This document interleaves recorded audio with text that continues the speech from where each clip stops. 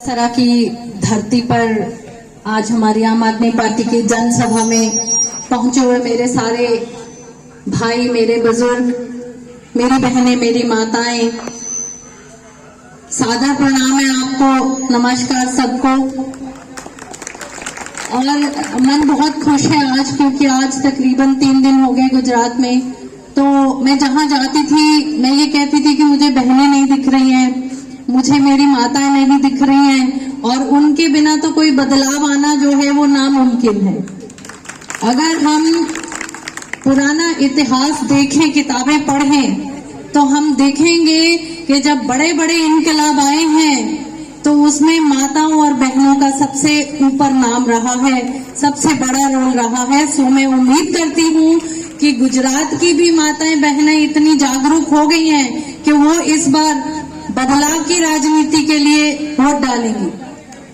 सो आप सबका चल के आया हुआ एक एक कदम हमारे सर माथे पे है। हम आपके एक एक कदम की, एक एक पल की कीमत समझते हैं। क्यों समझते हैं? क्योंकि हम भी आपके जैसे आम परिवारों में से उठे हुए हैं, और हम अच्छे से जानते हैं कि आज किसी भी आम आदमी का जीवन जो है वो अस्त व्यस्त है। सो ऐसे अस्त व्यस्त जीवन में से समय निकाल के आप हमें सुनने आए हैं, सो हम आभारी रहेंगे आपके हमेशा। लेकिन हमारा ये भी मानना है कि आज आपको यहाँ पे हमें सुनने नहीं आना पड़ता अगर भारतीय जनता पार्टी, या जिसको मैं बोलती हूँ कि जीरो विकास वाली पार्टी ने आपके साथ किए हुए वादे पूरे किए होते। मुझे आज भी याद है अच्छे से कि गुजरात की जनता ने बहुत साल पहले अपनी परंपरागत राजनीतिक पार्टी कांग्रेस को 35 साल तक मौके दे दे के जिताया, और उससे भी ज्यादा उत्साह के साथ 27 साल पहले भारतीय जनता पार्टी को मौके दिए, और एक मौका नहीं दिया, बार बार दिया कि शायद वो आपके वादों पे पूरी उतर आए। लेकिन बड़े अफसोस के साथ कहना पड़ रहा है कि भारतीय जनता पार्टी भी कांग्रेस के जैसे धोखा पार्टी, जुमला पार्टी निकली। और क्योंकि आज मैं बार बार बोल रही हूँ कि मेरी बहनें और मेरी माताएं बहुत बड़ी गिनती में हैं यहाँ पे, तो यहाँ मैं बताना चाहती हूँ कि आज जो हमारे देश के हालात बन गए हैं उसमें कोई अगर सबसे ज्यादा पिसता है, या अगर किसी को सबसे ज्यादा तकलीफ झेलनी पड़ती है, तो वो एक औरत को झेलनी पड़ती है। क्योंकि एक औरत पहले बेटी होती है, फिर बहू बन जाती है, फिर माँ बनती है, तो उसके ऊपर जिम्मेवारियां बहुत सारी होती हैं। बच्चे पढ़ाती है अपना पेट काट काट के, पैसे बचा बचा के, बाद में नौकरी नहीं मिलती है, महंगाई इतनी ज्यादा है, बेरोजगारी इतनी ज्यादा है, तो सबसे ज्यादा एक औरत को झेलना पड़ता है। तो यहाँ पे एक ऐसा विकल्प और एक ऐसी पार्टी जो औरतों का दुख दर्द समझती हो, और वो है वाहिद आम आदमी पार्टी। क्यों आम आदमी पार्टी? क्योंकि आम आदमी पार्टी एक ऐसी पार्टी है जो औरतों को बहुत सारा सहयोग देती है और चाहती है कि हम आपकी दुख तकलीफ को कम करें। सो ये मैं बताना चाहती हूँ आपको कि दिल्ली में जब आम आदमी पार्टी की सरकार बनी तो उसको जिताने में सबसे बड़ा हाथ औरतों का था,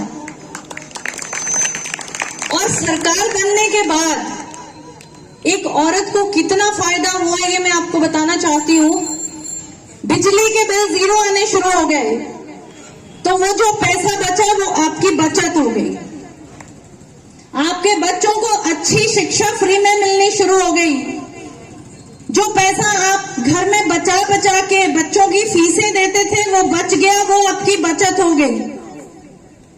और जो इलाज कभी आपने सोचा ही नहीं, क्योंकि इतना महंगा इलाज है कि आप अपने पे आके कंजूसी कर जाती हैं सब माताएं, सब बहनाएं, कि कहाँ डॉक्टर के पास जाएंगे, बहुत सारे पैसे खर्च हो जाएंगे, इससे अच्छा है उतने में तो रसोई का कोई सामान आ जाएगा, बच्चों की फीस दी जाएगी या कुछ और आ जाएगा।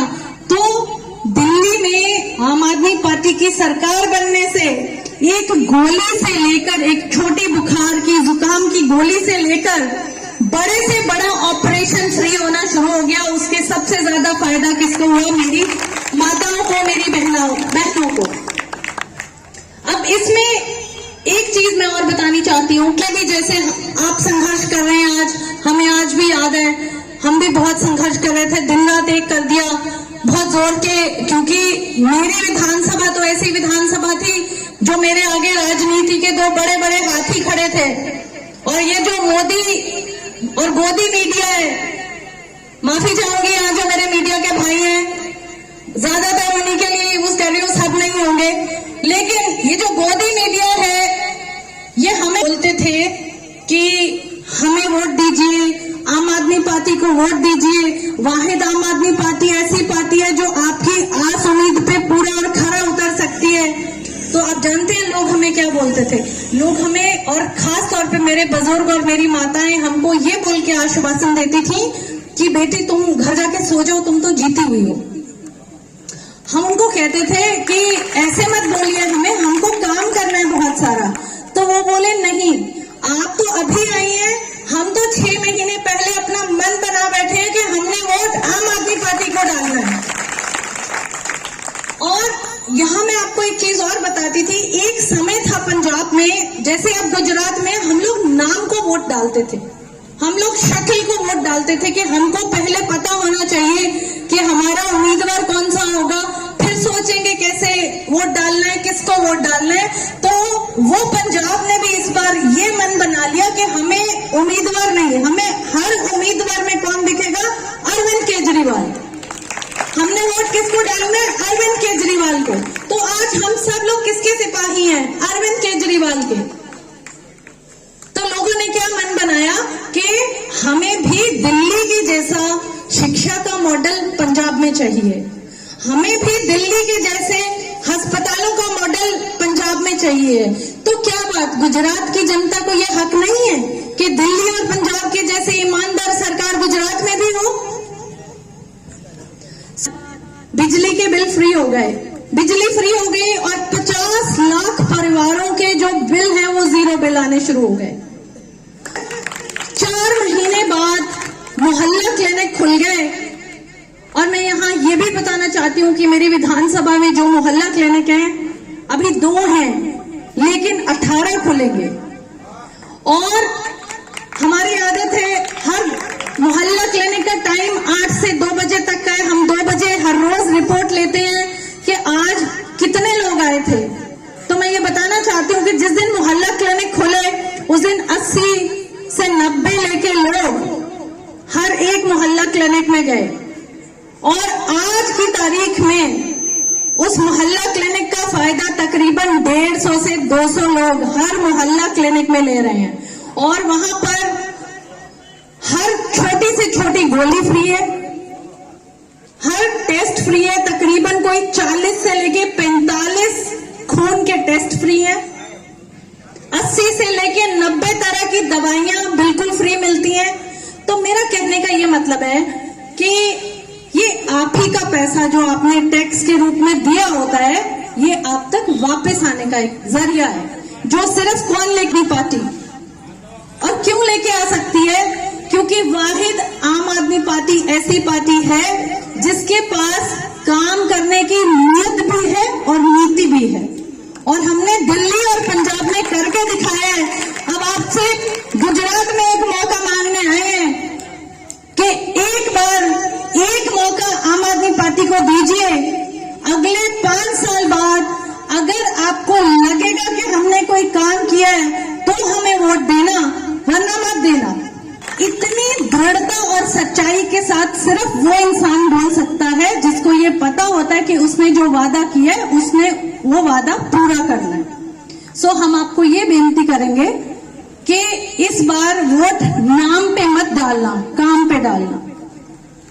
आम आदमी पार्टी एक ऐसी पार्टी है जो काम की राजनीति में यकीन रखती है, जो इस चीज में यकीन रखती है कि गुजरात में भी हमें आपके बच्चों को अच्छे स्कूल देने हैं, गुजरात में भी हमने आपके लिए अच्छे अस्पताल मोहल्ला क्लिनिक बनाने हैं, और गुजरात के लोगों को भी हक है कि उनको फ्री बिजली की सहूलत मिले, उनको अच्छी सड़कें मिले, उनके घर के नालियों की पानी की निकासी अच्छी हो